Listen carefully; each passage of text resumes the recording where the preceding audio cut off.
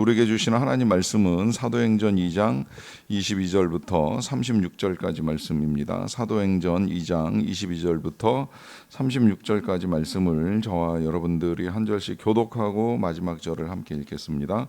이스라엘 사람들아, 이 말을 들으라. 너희도 아는 바와 같이 하나님께서 나사렛 예수로 큰 권능과 기사와 표적을 너희 가운데서 베푸사 너희 앞에서 그를 증언하셨느니라.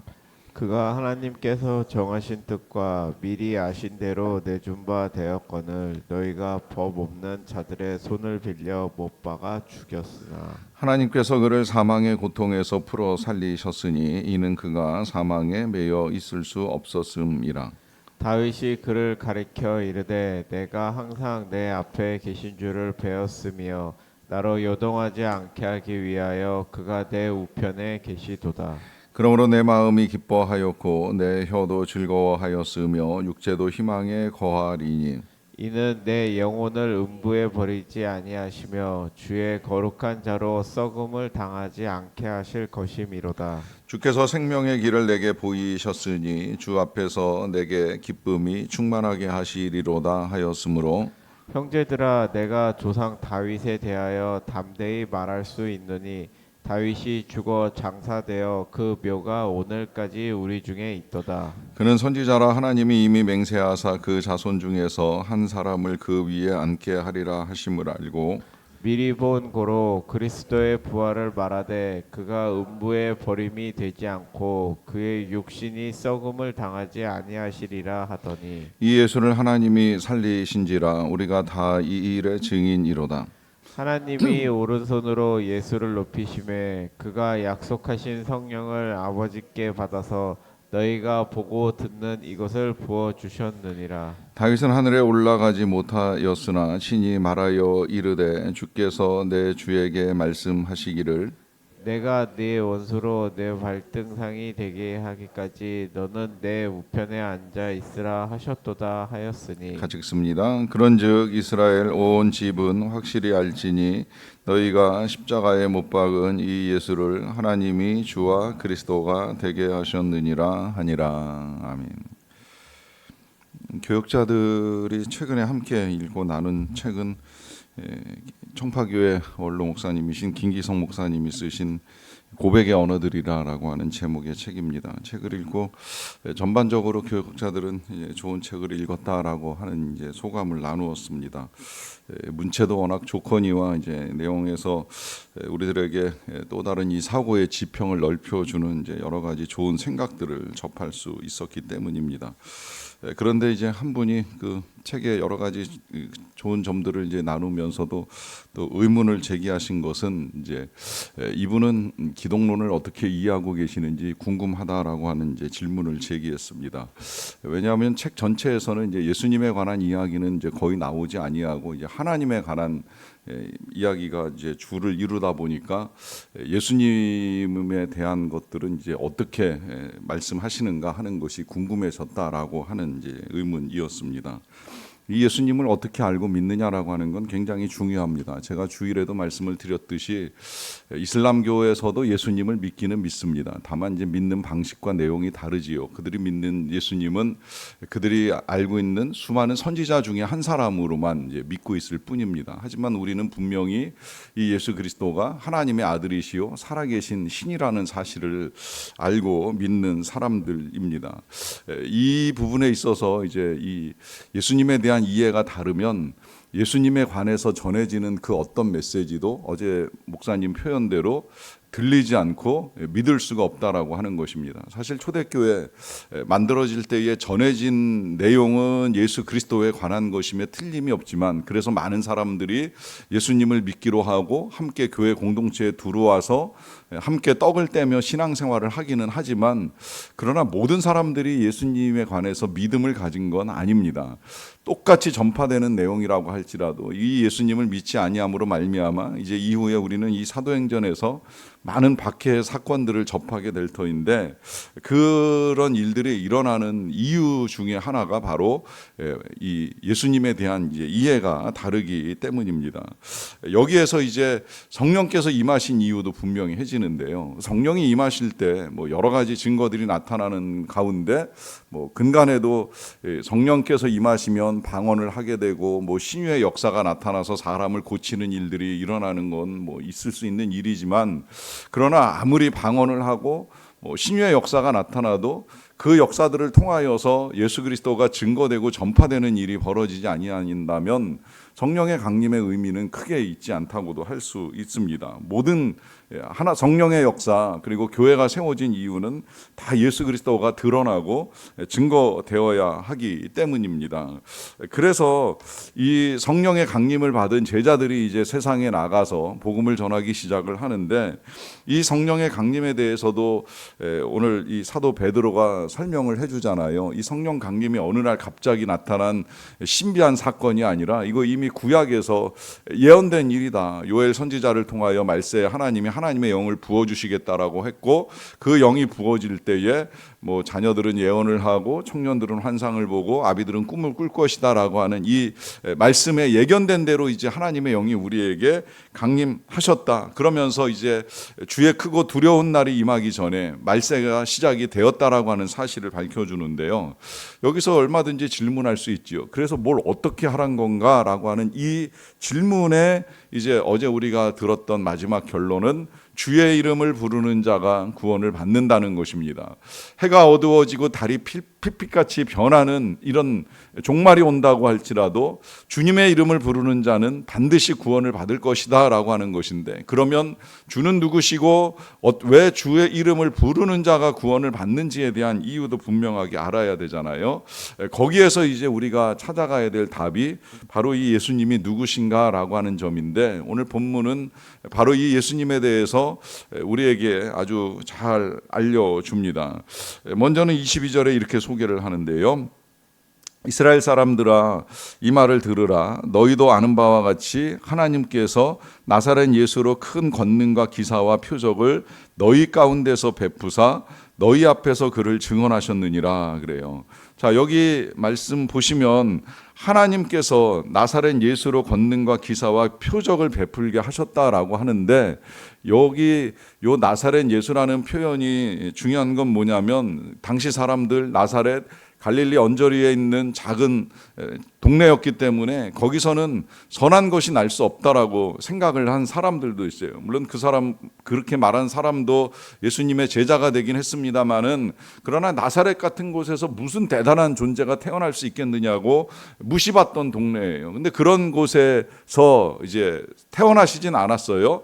베들레헴에서 태어나시고 나사렛에서 성장하셨는데 그렇게 성장하신 예수님에게 하나님께서 권능과 기사와 표적을 할 수 있는 능력을 주셨다는 거예요. 그러니까 이 능력이 하나님께로부터 받은 능력이고 그 능력을 주신 이유를 바로 하나님이 이 예수 그리스도께서 하나님의 아들이시라는 사실을 증언하기 위한 이제 능력이라고 하는 것이죠. 그래서 예수님이 능력을 행하셨다는 사실을 이제 먼저 밝혀주고요.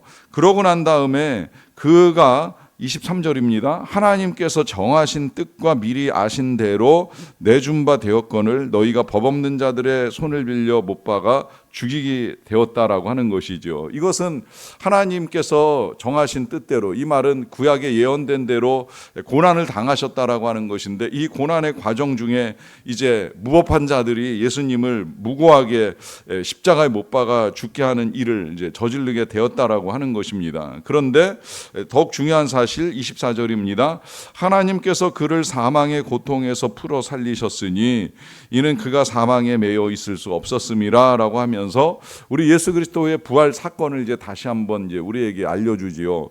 여기서 이 모든 일들이 다 하나님께서라고 하는 단어를 통하여 하나님께서 예수 그리스도에게 주신 권능과 부활의 사건을 통하여서 그가 사망을 이기시고 나오신 하나님의 아들이라는 사실을 분명하게 밝혀줍니다. 이 또한 너무나 중요한 사건이기 때문에 이제 그 뒤에 이어지는 내용들 속에서는 다윗이 시편에서 쓴 두 개의 시를 시기를 가지고 증거를 삼는 거예요. 그래서 이 사건이 그냥 갑자기 이루어진 일이 아니라 이미 오래전에 다윗을 통하여 예언된 사건인데, 이 사건을 미리 예언한 다윗조차도 무덤 속에 들어가서 그의 무덤이 어디에 있는지 이 이스라엘 백성들은 알고 있지만, 그러나 예수 그리스도는 살아나셨다라고 하는 사실을 분명하게 밝혀주지요. 그래서 그가 누워 있었던 무덤은 비어 있고 더 이상 그는 땅에 묻힌바된 인생이 아니라고 하는 사실을 분명하게 밝혀줍니다.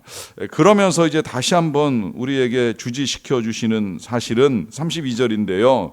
이 예수를 하나님이 살리신지라 우리가 다 이 일의 증인이로다라고 하면서, 예수 그리스도의 부활은 하나님께서 하신 일이고, 그 부활을 믿는 자들은 이 제자 베드로부터 12 제자뿐만 아니라 이제는 모든 교회 구성원들이 이 일의 증인이 되어서 예수 그리스도를 증거할 사람으로 살아가야 된다라고 하는 것이지요.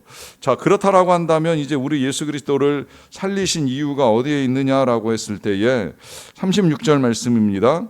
그런즉 이스라엘 온 집은 확실히 알지니 너희가 십자가에 못 박은 이 예수를 하나님이 주와 그리스도가 되게 하셨느니라 합니다. 여기서 이제 다시 한번, 아까 우리가 22절을 시작할 때에는 이스라엘 사람들아 이 말을 들으라 라고 하는 요청으로 메시지가 시작이 되었다면, 오늘 마지막에는 이스라엘 온 집이 좀 확실하게 알았으면 좋겠다라고 하면서 마무리를 할 때, 그들이 알아야 될 사실은 이스라엘 사람들이 십자가에 못 박은 이 예수는 하나님께서 살리신 이유가 그 다음에 나오는데, 그것이 바로 주와 그리스도가 되게 하셨다라고 하는 거예요. 저는 여기서 참 베드로가 짧은 시간에 놀라운 성령의 지혜와 능력을 가지고 예수님에 대한 바른 이해를 전한다고 생각을 하는데, 이 예수님이 우리의 주가 되셨다고만도 말하지 아니하고 그리스도가 되셨다고만도 말하지 아니하고 주와 그리스도가 되셨다라고 하는 말을 하잖아요. 이 표현이 참 중요합니다. 왜냐하면 제가 서두에 우리가 예수님을 어떻게 믿느냐라고 하는 거 굉장히 중요하다고 말씀을 드렸는데, 선지자로 믿는 사람도 있지만 적어도 우리는 예수님을 주와 그리스도로 알고 믿어야 돼요. 이 표현이 비슷하지만 다른 거 아시지요? 주는 말 그대로 통치자, 왕입니다. 그러니까 예수 그리스도가 주가 될 때는 우리가 그분의 백성으로 내지는 그분의 종으로 살아가겠다라고 하는 고백이고, 뭐 또 실제로 예수님이 만물의 통치자라는 사실을 인정하는 것이고, 만물의 통치자니까 만물의 심판자로 재림하셔서 구원할 자와 멸망당할 자를 구분하신다라고 하는 것이 너무나도 분명하지요. 그러면 그렇게 예수님이 통치자로 심판하실 때 멸망을 당할 수밖에 없는 죄인이라는 사실이 우리에게 분명하다면, 그 다음에 이제 우리에게 필요한 구원자, 그 구원자가 그리스도고 구원자가 메시아예요. 이건 또 누가 이루겠느냐는 거예요. 이 또한 예수 그리스도가 이루신 일이죠. 그러니까 예수 그리스도는 우리의 주이실 뿐만 아니라 우리의 구원자가 되시는 거예요. 우리의 메시아 그리스도가 되시는 거예요. 이게 다 같은 말인데, 결국 이 일을 하나님이 우리 예수님의 부활을 통해서 이루신 거예요. 그래서 예수님이 우리의 구원을 이루기 위하여 십자가에 달려 돌아가시긴 하셨지만, 그렇게 죽으신 예수님을 하나님이 살려내심으로 말미암아 예수님은 우리의 주와 그리스도가 되셨습니다. 우리는 그 사실을 믿는 믿음을 가진 주님의 백성이고 또 주님의 은혜를 힘입은 사람들입니다. 그러하기에 이제는 그 은혜를 전망하며 증인으로 살아가는 것이 너무나 당연한 일이고, 그것이 우리의 믿음이 된다라고 한다면, 어제 우리가 마지막에 보았던 말씀대로 그렇게 주의 이름을 부르는 자가 이제 마지막 때에 어떤 환난과 고통 속에서도 구원받는 하나님의 은혜를 누리게 될 것입니다. 여러분, 우리의 삶의 모든 일에 있어서의 구원자는 오직 주님뿐이십니다. 오늘 찬송가 고백 가운데 누구의 고백인지 정확하게 밝혀져 있지 않지만, 처음에 갈릴리 오신 이가 행하신 놀라운 기적들을 통해서 그분이 누구신가 하는 생각을 가졌던 사람이 나중에 그분이 주셨던 평강도 누리고 그분이 주시는 생명도 누리며 살아가지 않습니까? 여기에 답이 있어요. 그러니까 예수 그리스도가 백문일답이 되시는 이유가, 우리 인생의 모든 문제에 대한 답은 예수 그리스도께서 가지고 가지고 계시다라고 하는 사실이지요.